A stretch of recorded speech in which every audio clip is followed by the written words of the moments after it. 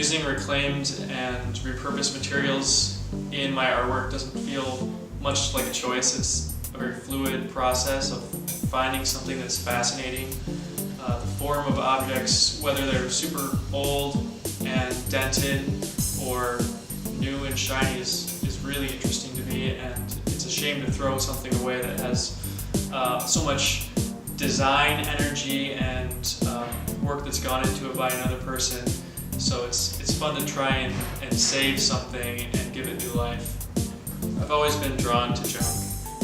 As a teenager, I would go out to junkyards and sneak in and crawl around in massive piles of crushed cars and bent up metal, and started taking little pieces and making artwork out of them. Out at the transfer station, to be honest, has a very wide range of emotions, from fascination to disgust. It depends on what you're finding, what you're standing in or near, seeing what you're watching people offload. It's disgusting both in all the smells from the anonymous bags of garbage that you kind of want to know what's inside, but you know you really don't want to know what's inside. I think these are really neat, especially all together. Not quite sure what's going to happen with them, but they're beautiful.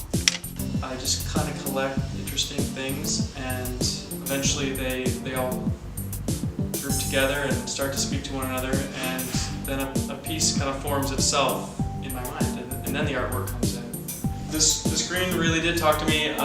Someone asked me if I bent it the way it was, and no, I found it that way, and I wouldn't have thought of the piece probably if I hadn't found it that way.